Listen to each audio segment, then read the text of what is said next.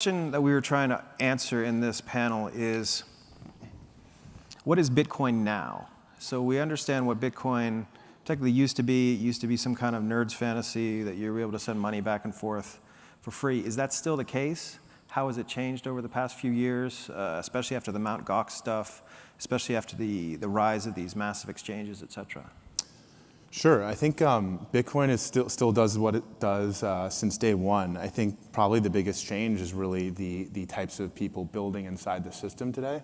So with Gemini, we're a regulated trust company in the state of New York. We're regulated under banking law. So we operate and we have the same controls and procedures that you would expect of any financial institution like your bank.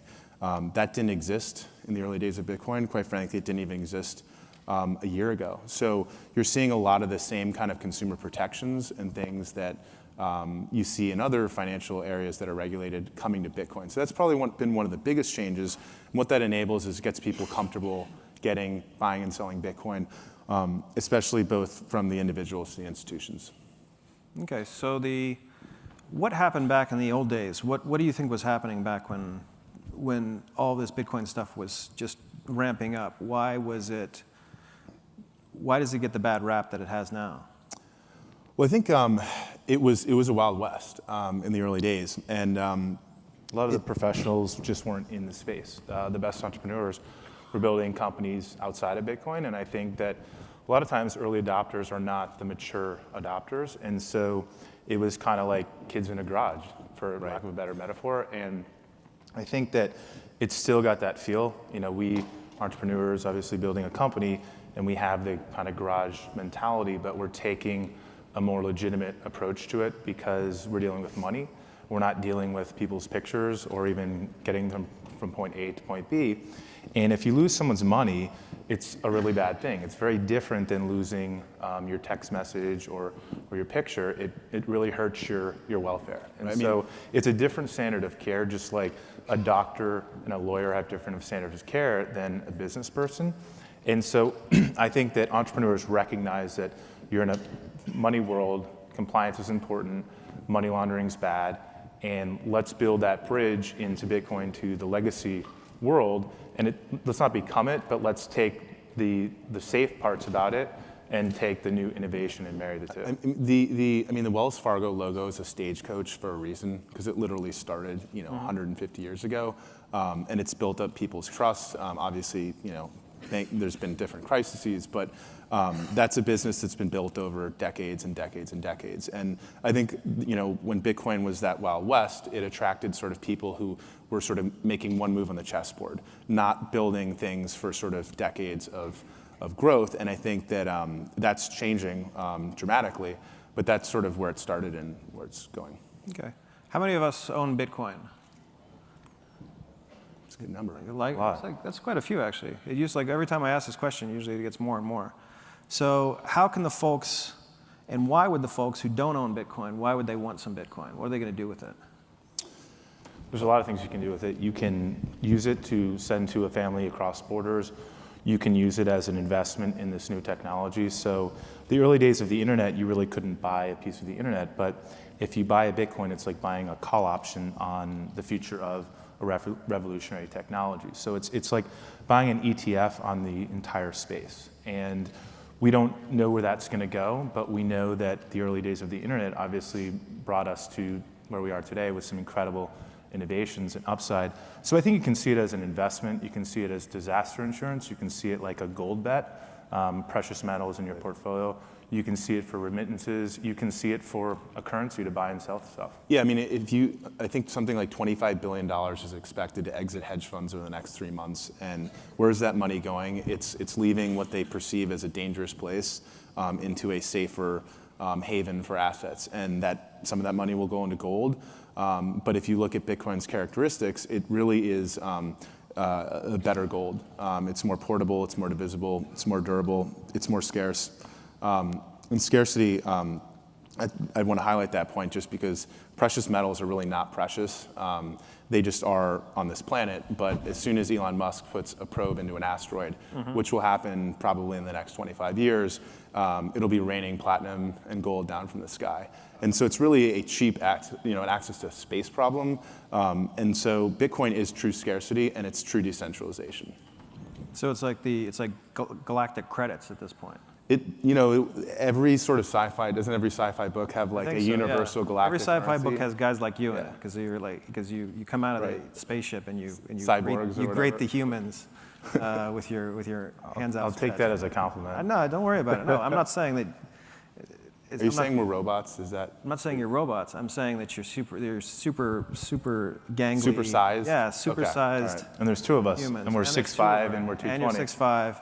I always, whenever I get up on stage with these guys, I always feel like Danny DeVito in Twins, and like I'm the one who got like all the bad stuff, and these guys got all the good stuff. Well, we met Arnold when we were basically going to the Olympics in 2008, and we took a photo, and he's actually like 6'1", so he got to play Danny DeVito next to us. So it was, yeah, Gave him his own. shoot on the other. Are you guys still training? I think last time we met, you were training for your rowing.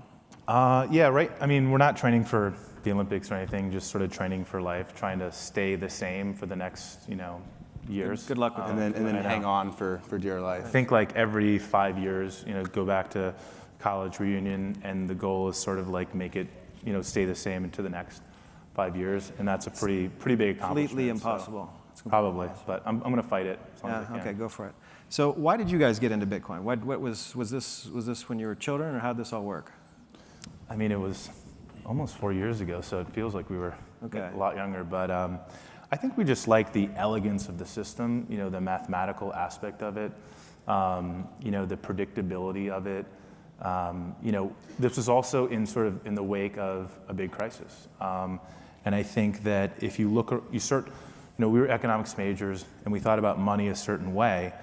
And it's like you come across Bitcoin, you're sort of embarrassed how you just accepted the way money was and the way it worked, because that's the world you were born into. That was the world you were taught. And Bitcoin comes along, and it's like a brand new color.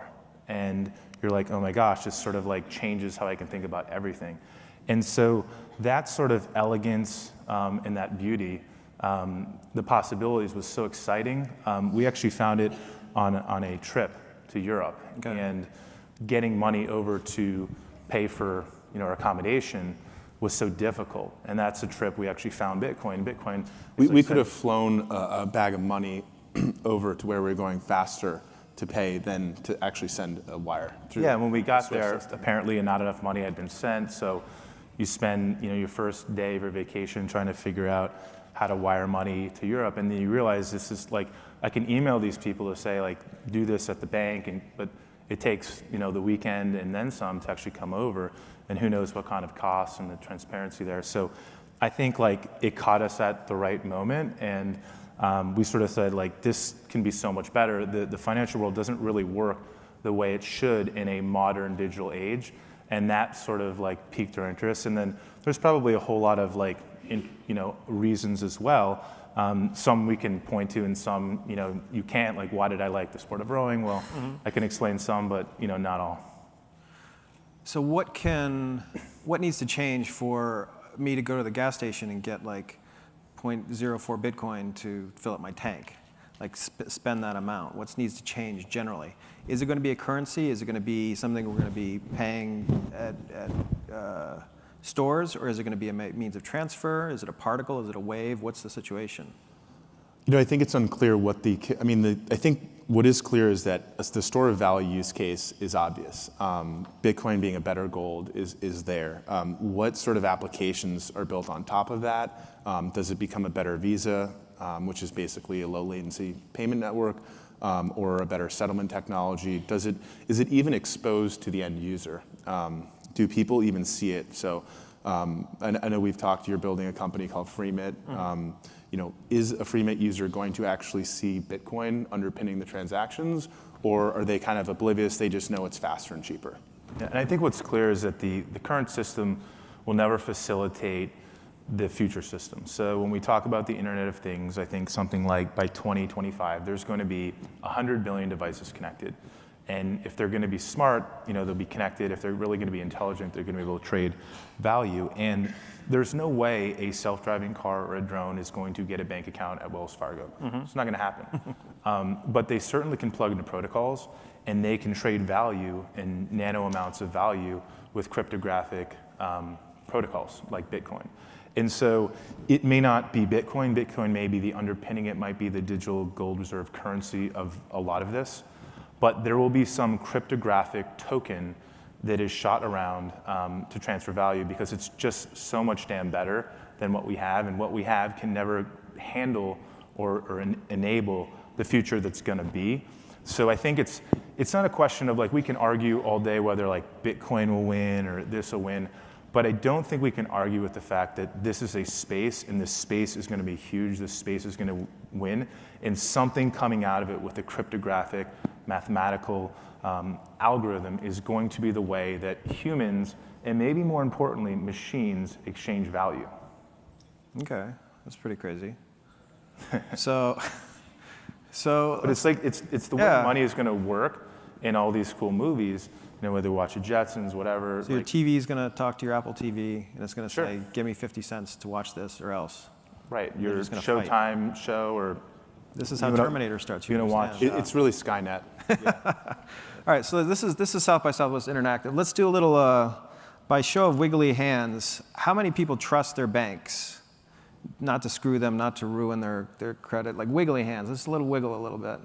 And the more wiggle is the more you trust. Want a little bit more wiggling. So this one, he loves his bank, unless you're wiggling too, unless you're over, you work for a bank. He probably All right. owns a bank. So you're really, and by show of wiggly hands, how many of you guys would trust the Bitcoin transactions?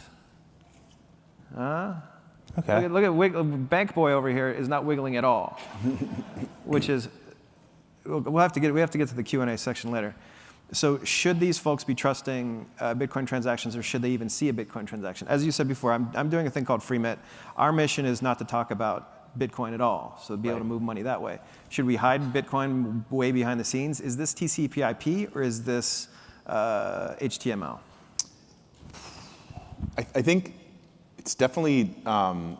You shouldn't see a Bitcoin address. Just like when you go to Google, you type in google.com, you don't actually see the IP address. I think that Bitcoin needs to be under the hood. It's not user-friendly enough in a command line type format. But things like Gemini, if you sign up to Gemini, it's just as easy as using any other website. So you can buy Bitcoin, you can have Bitcoin, and you can withdraw Bitcoin using a QR code. You're not typing in any Bitcoin address, so if you get another QR code of where you want to send it, it's as simple as taking a picture with your iPhone. So, that's definitely the way Bitcoin's got to go. It can't feel like the web, surfing the web in 1995. And entrepreneurs like ourselves, yourself, we're going to change that, and we are changing that. But that's to be expected. We're pretty young here. It's We're building like the first layer infrastructure, and I think that there's going to be lots of companies that are probably utilizing Bitcoin in their transactions, but the end user is going to be none the wiser for it.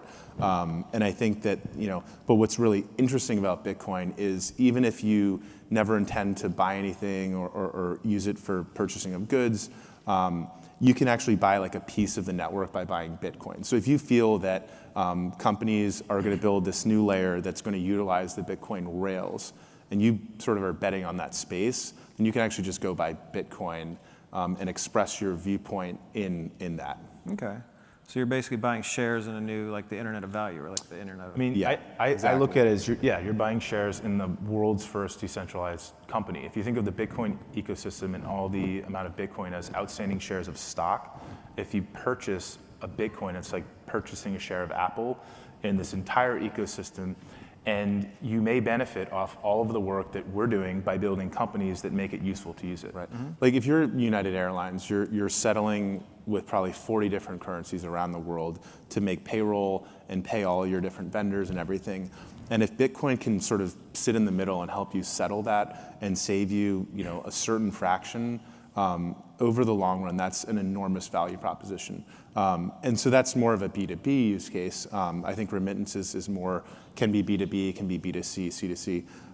So it's unclear. I think we're still very early days, but I think like the reason why I think anybody in this room, just because we can't tell exactly where it's going, if you believe that like it's inevitable, then I think buying Bitcoin or getting involved and just sort of getting your toes wet in the system is kind of the first place. I mean, I remember first connecting to the internet in the 90s, and it was a really like bad experience, right? You use like this dial-up and it makes a lot of noise, and your mom picks up the line to make a call out, and it kills your connection. But I got comfortable and I said, oh, okay, I kind of see what people are talking about here. And it wasn't like a big leap to think that Amazon at some point was going to really do a tremendous amount of sales and retail online. But there was a point where the strip mall down the street was doing far more retail consumption than Amazon, right? But it was very clear that it was coming. So why did you guys decide on an exchange? You talked about Amazon. Why didn't you make the Amazon for Bitcoin in some way?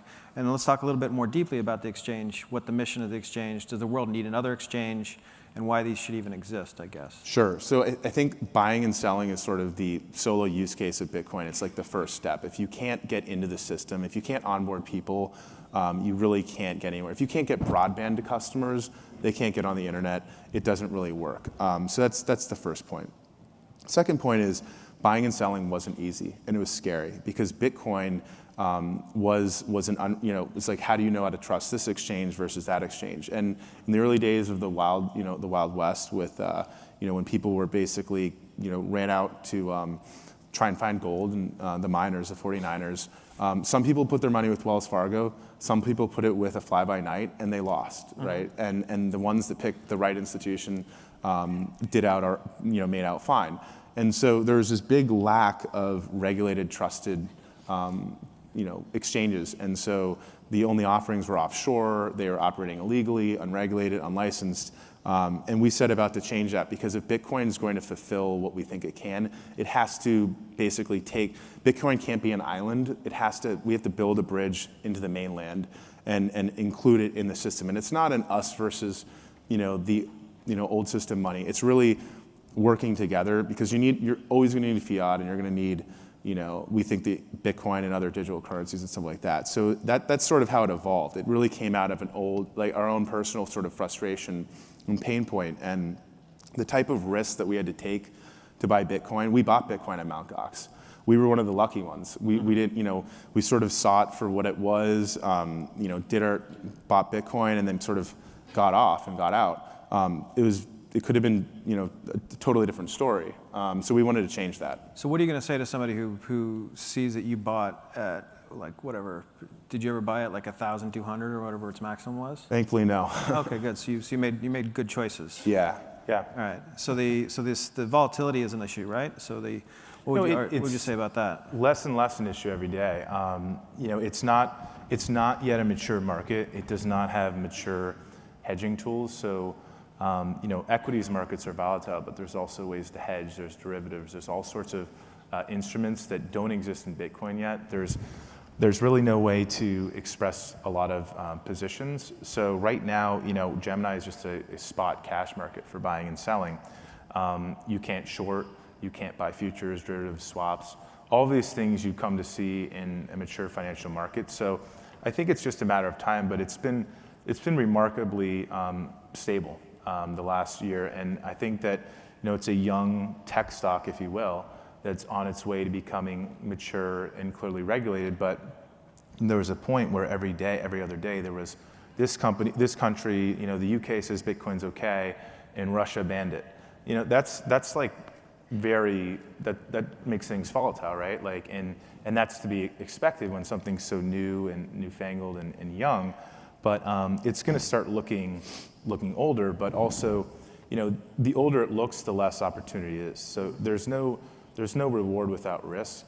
So if you get into Bitcoin 5 years from now, it's not going to be the same risk reward profile as it is today. So do we have screens from the product? Because maybe you can show people. I think one of the missions was to make it usable for for Wall Street. Was that? Yeah, so we definitely are trying, we built a institutional grade matching engine and API and exchange, but we also really feel that we felt like building a product that was also accessible for anybody was important. So we are very much a pure play exchange, but we are trying to build for both institutional individuals and quite frankly, too often financial fintech trading applications, they're very wonky and they look like a terminal and they look like they're from the 1970s. They feel like financial applications. Yeah, I mean, we want this to feel like Google or Apple, right? yeah. So what is this that we're looking at? This is a pinwheel? Yeah, this is a screenshot of the order book. It just visualizes sort of the bid asks and sort of what people are willing to buy and sell for. It's pretty intuitive and straightforward. And then on the right side, it's an activity feed that gives you basically like the key metrics and information that you need to know about your account. And we actually didn't see any of that anywhere in the Bitcoin world, surprisingly.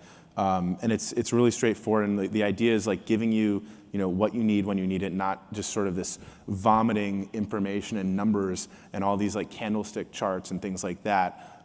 If you want to get really aggressive, like you can use our API and sort of get a lot more technical, but we wanted to keep it clean and simple. I mean, I guess what's the easiest way to make money using Bitcoin right now? What do you think that is? To make money? To make money. Speculating is a way to do it. Some people arbitrage exchanges. Some people, get in, which they think is a good price, and hopefully, sell high. There's going to be a bit halving in the amount of Bitcoins that are produced every 10 minutes in August. So a lot of people think that will have a lot of upward price action on Bitcoin. So when every 10 minutes there's 25 Bitcoin being minted, it's like if you think about a government printing money, that's going to go down to 12.5 Bitcoin minted every 10 minutes, which is going to eventually, over time, go to zero. So that should be a tightening of a belt on sort of the monetary policy of Bitcoin. Now, this is not like an arbitrary policy. Everyone's been knowing it for a while. It's in the source code. It's open source. It's completely transparent. It should be priced into the market, but it may not be. And it may have a scarcity type effect which would cause the price to go up. So I'm sure there will be a lot of people getting trades on around that time period. I think we've got one more screen, which is, if we could flip it over, love to talk on that one. Today we actually just launched a feature called Instant ACH. Okay. So this is actually kind of an interesting aspect of operating a 24/7 exchange. So people can get Bitcoin in and out of our exchange whenever they want. It could be Sunday morning, you could be up at 7 a.m. and withdraw or deposit, right? What you can't do is get fiat or US dollars onto the exchange outside of banking hours. So after Friday at 4 o'clock, if you see a point on Saturday where you want to buy Bitcoin, you got to wait till Monday morning. And whatever you wanted to do, the world could have changed dramatically. And so, and ACH is particularly long, even though it's essentially free. It's using rails that have been existed for a long time, but it takes several days, up to 5 business days to clear. So what we basically did and launched today was, if you basically initiate an ACH, we give you the money immediately. You can do what you want, but you can't withdraw that amount until your ACH clears. So it's you basically front the money for a brief period until. We're trying to make the fiat onto the platform the same as Bitcoin. Okay. It's not perfect because it's not Bitcoin. So if you feel like you want to trade Bitcoin for whatever reason, you think the world's going a certain way, a country is going to collapse and the price of Bitcoin is going to go up, you don't have to wait 5 days to do that. You can do it now. And whenever we talk about getting dollars onto the exchange, we sort of joke, we're like, it'd be really great if someone invented something that was instant 24/7. Oh, that's Bitcoin. Yeah, if there was some way to get money into a system. If money worked a little bit like email, that would be great. Someone could invent that. Yeah. Imagine if your inbox stopped at Friday at 4:30 or p.m. and started. Actually, some people might enjoy that because they don't want to. I think I might enjoy it. So you can actually ask questions of us. I think it's #AskWinklevoss on Twitter. Okay. You did that, so you can ask questions. So Bitcoin has been seen as sort of like a haven for crime and criminals and all that other good stuff. Is that accurate? Still accurate? I think it's a haven for really stupid criminals because the blockchain is an immutable record for the rest of time. And Bitcoin if I send you a Bitcoin, the whole world sees that movement. They may not know the identities, but at some point you cash that Bitcoin into the real world for whatever illicit thing. Someone catches you and they can trace the trail of breadcrumbs back to you and the person you bought. It's like paying your drug dealer on Venmo.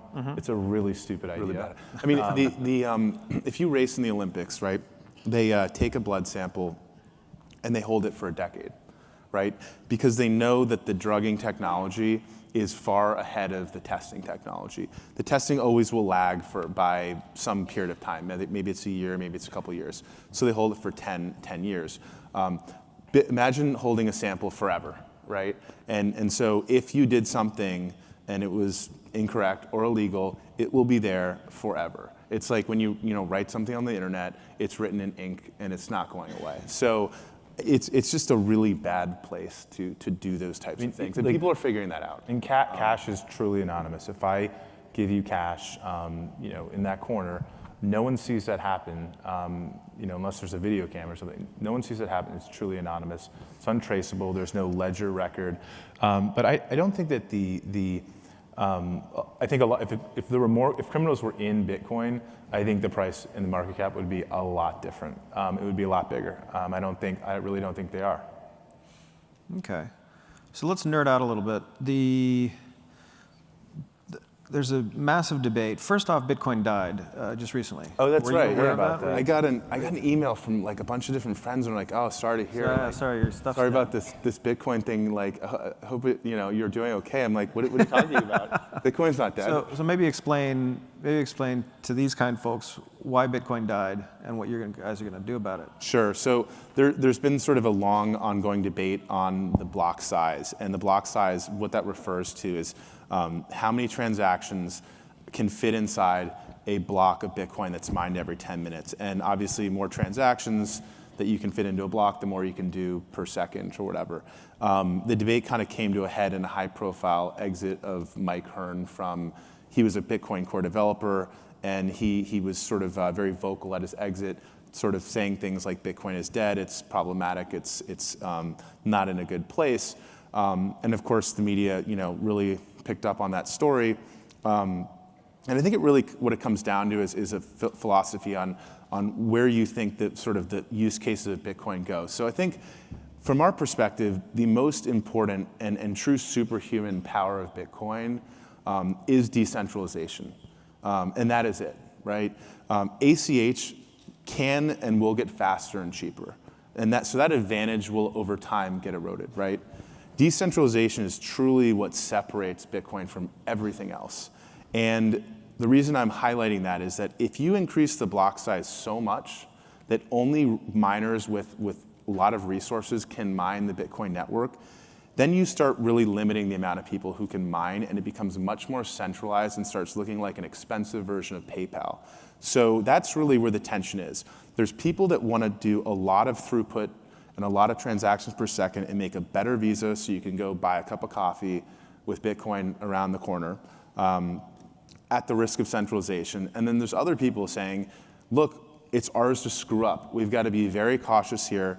We want to increase it, but slowly, and how do you do that? And if Bitcoin's a better gold, well, you can send, if it's a better gold, then you don't actually need that many transactions, right? You can send $1 billion in one Bitcoin transaction. You don't need 10, 20, 100,000 per block. So, I think where we sort of come down on it is like, we feel that decentralization is sacred. We can't screw it up. Have to be very cautious. So I think we tend to lean a little bit more on the conservative side. So just to go back, is there any way we can figure out how to talk about the blockchain, the size debate, using a metaphor like ice cream or puppies or cupcakes or something?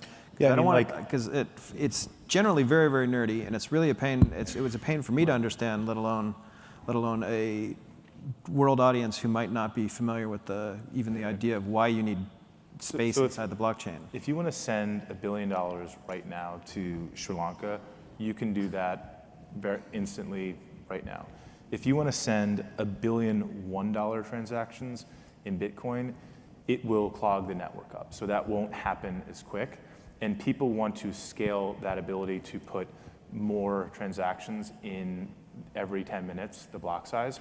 So Visa does, tens of thousands of transactions, I don't know, a second, a minute, whatever that number is, it's huge. I think it's And so 120K or something like that, yeah. do we want Bitcoin to be able to do tens of thousands of transactions in every minute, or do we want it to be this huge settlement mechanism of you can send $1 billion now, but you can't send a $1 billion $1 transaction? The way the block, like basically Bitcoin's like a checkbook, and it looks at the size of the checkbook, not the actual value of the checks written. So it sort of says, okay, we're at 100 checks, like that's it. And it's not saying, oh, well, we're at $101 or $100 billion, right? It's not looking at the actual value of it. I don't know, was that a good? But the problem is if you raise the block size too large, then only larger participants, companies, people with capital resources can actually participate in nodes in the network.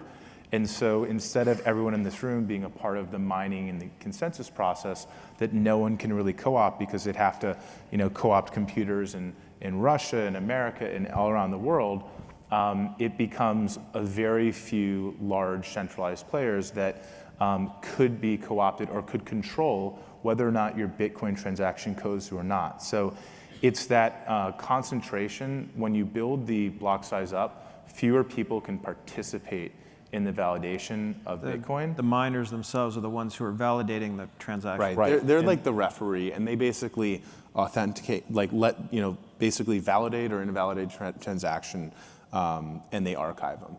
And so you want a lot of participants taking part in that process. You don't want it, if the miners basically come down to one miner, that looks like Visa or PayPal. Because right now it's Visa saying valid, invalid, and then it's no longer really a consensus or decentralized process. Right. It's like if the internet was controlled by one company, that's what everyone in Bitcoin should be trying to avoid.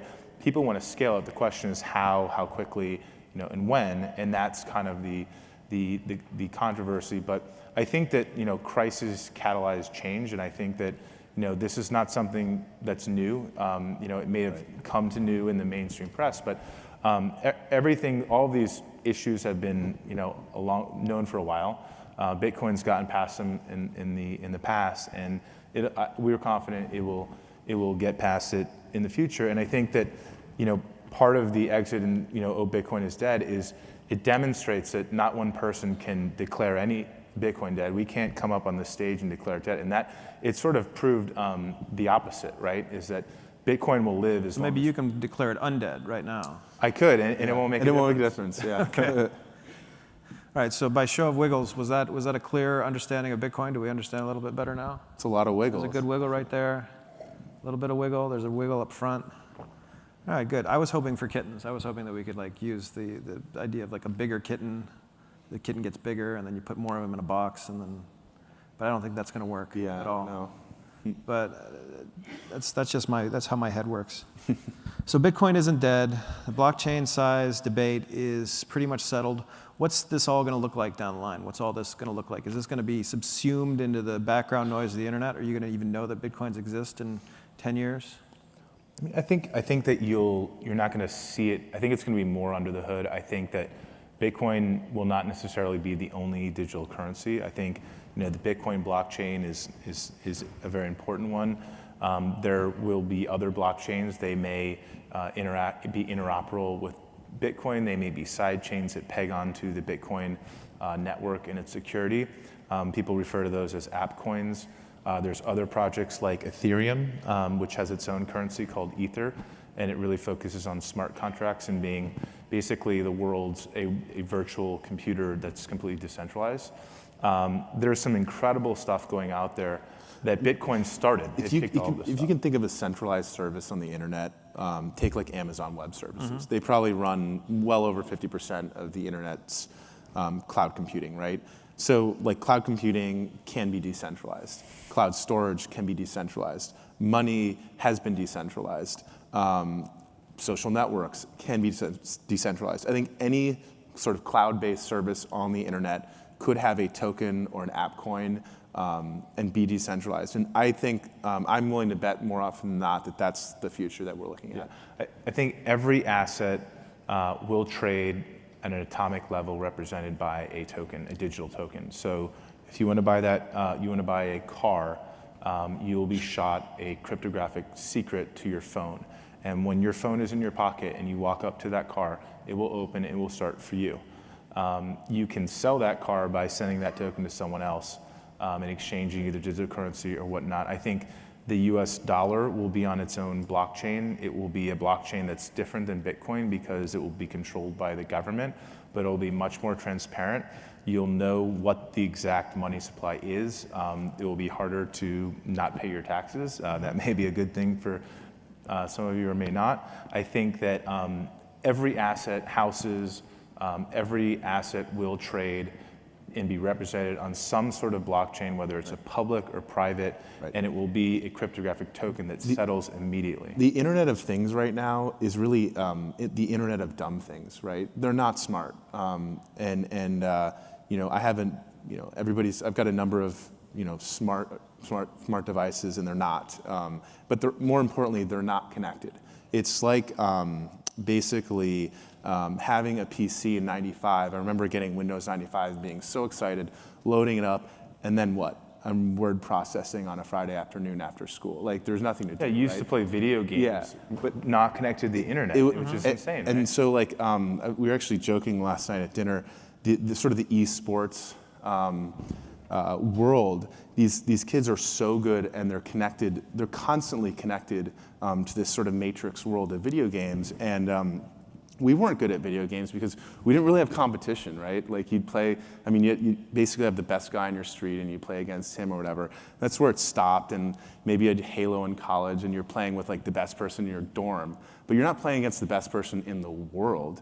And it's, so I feel like so many of devices that we have that we call smart or Internet of Things, they're not really on the internet. They're on like a mesh network, or they're talking through your Wi-Fi, but they're not actually talking to a matching engine like Gemini saying, hey, I need to buy some power, I need to get a little Bitcoin to go do that. How is this helpful, say, in music, movies, microtransactions? So music is, I think, a really actually obvious one. If anybody here has seen like Searching for Sugarman, the way they kind of figured out where Rodriguez was is they followed the money. And all the payments for royalties for his album basically were going to this P.O. box in Detroit. And with Bitcoin, you could actually programmatically send money of the artists and all the people involved with the record and programmatically send it to where it needs to go. It doesn't have to go to sort of Warner Chappell's accounting department, and you hope that the people process it properly and the check gets to where it's supposed to go. And it's like net 90 days or 6 months before the money comes. It's not transparent. And if the licensing fees company stops paying it, if you don't come knocking on their door, you don't get it, right? And there's a tremendous amount of royalties that are just sitting in limbo. They haven't been sent to the actual artists. And I think that they are because people don't know they're there. There's zero transparency. There's literally not a blockchain. And I think in terms of like artists and rights management and ownership of any kind of IP, whether it's music or film or whatever, there should be a blockchain. And people will pay for things when they're fair. But when the price used to be $20 for a CD, you're really paying for the accountants and the infrastructure that gets that money to the artists. With Bitcoin, you set up an address, and it programmatically will spit that money down to this person's address. And when Rihanna sings a song, there's 30 people that get royalties off that at least. There's the recording musicians, there's the people who write it, there's the people who produce it. And so there could be 50 people who get a piece of that, and that could be an absolutely programmatic, human-free flow of money, and it would be efficient. The artist would get paid more, and it would cost less. More money would go in their pocket, and you'd have to pay actually even less. So I think that your ability to pay for a song or reading an article, right? You go onto a blog, you read a great article, and you could pay you could pay 5 cents. You can't do that with the current system. Microtransactions don't exist on the internet. You can't send 50 cents to a farmer in India. You can't do it, right? It's too costly to send that little amount of money. But if you actually, with Bitcoin, you can do that. And it's borderless, so you can get, you could get money to someone in any country. And so there's capital controls come down. It's just an efficient, more cost-effective world. And what's going to happen, so you talked about capital controls. It's really difficult to get money out of India, for example, or out of China, because the central government's trying to control that flow of money. And we also saw the same sorts of things happening whenever you have a government collapse. Bitcoin kind of gets a little more interesting to those folks because they want to get all their cash out of the country before. But what needs to be done in terms of regulation? What needs to be done in terms of legality of Bitcoin to allow that to happen? Well, there's definitely going to be parts of the world that are not going to like Bitcoin because it basically, if you're trying to control capital flight, Bitcoin is really borderless and it's pretty easy to move around. So we see the countries around the world that are really worried about their citizens sending money to safer places. They don't like Bitcoin. It's a threat to them. I think healthy economies, I think the developed world, especially the US, for example, I mean, New York, we're regulated by not a new Bitcoin license. We're regulated actually under existing banking law, right? Every license that Gemini has is an existing either money transmitter or banking law that existed decades and decades before Bitcoin. So to me, that's a pretty strong validation that the US is recognized, especially the New York Department of Financial Services said, look, this is an innovation. It's not competitive. It's just an alternative, and it's a different way of doing stuff. So I think, but there's going to be places of the world that are going to be always threatened by this disruption. And money's always been a tool of manipulation and control for a government. And thank goodness we live in a much different country than a lot of other countries. But if you want to censor Bitcoin, you'll have to take a North Korea approach and literally snip the internet connection to your country. So the risks just become that much higher because you can't, if you're the Argentine government, you can't outlaw citizens' ability to send an email. And that's effectively, sending an email is the same as sending a Bitcoin transaction. So you either have to come down harder and risk being totally left out and excluded from the entire world economically in every which way, or you just accept that you can no longer abuse this type of control mechanism over your citizens. Okay, so we got about 5 more minutes of this. So remember, the Ask Winklevoss is the hashtag for tweeting questions. How many Bitcoin do you guys have, and where are they stored, and what are the passwords? Do you want to start with the passwords first? We can start with the passwords. Yeah. If you guys could write this down. The private key, it's actually a pretty long string of numbers. So let's just go for that. So yeah, we actually built our own cold storage, our own Tyler and Cameron's cold storage several years ago. And it was a lot of work. And it's not... Cold storage meaning? Meaning basically backing up private keys in offline either air-gapped computers or let's say paper where they're not internet connected. And then storing that in vaulted areas. And it was not a user-friendly process. It took a long time. It took a lot of plane flights. And it's scary, right? You make a mistake and you don't know what the cost of that mistake is. I mean, there's legendary stories of people having Bitcoin on a USB drive that had 7 tries to access, and they're on try number 6. Mm-hmm. And it's kind of like the iPhone thing. They've done all their password tries, and there's one more option. So with Gemini, though, we built a cold storage system using hardware security modules. They're tamper-proof. They're basically James Bond-type computers. They're tamper-resistant. If you try to open them up or try to take a component out, they'll zero out. They'll completely brick. And we put those in geo-distributed vaulting locations around the country, and then we sweep funds into it. So I think we've built the most state-of-the-art, if not most secure vaulting system in the world. We call ourselves a Bitcoin exchange. In reality, I think we're the safest Bitcoin custodian in the world. And guess what? We actually don't charge to store your Bitcoin there. So you don't have to really use another place to store. We're both, we're like the Fort Knox of Bitcoin and NASDAQ combined into one. And I think, so we sort of did our purchasing and storing predated Gemini. If I were to do it again today, I would put my money where my mouth is and put it on Gemini. Okay. So I mean, the interesting thing is that you could literally you could write down your secret code on this piece of paper and put it in a bank vault, and then still send Bitcoin onto the Right. wallet. It's like, think of your computer's turned off, but you have an email address, and so I can still email you. Your computer doesn't actually have to be on. It's sitting there. You turn it on, and it's there. All right. Just for the contrarians, what's more likely? Bitcoin's going to go to zero, or Bitcoin's going to go to $10,000? It's a very binary What's bet. our DEF CON? What's our DEF CON level? We're long Bitcoin bulls. We think it's more likely than not the 10,000 a Bitcoin or more. I think, look, if you think Bitcoin is a better gold, then the market cap today is $5 billion, and the market cap of gold is $5 to $7 trillion. So if it disrupts gold alone, it will go up, Hundreds of times. Hundreds of times. And it's already been 3 times higher than it is today. We're at a 400 that's a lot more stable than the 400 in the last run up. But generally, the Bitcoin has been at far higher prices than today. But I agree with Tyler. I think it tends to be a pretty binary outcome. Okay.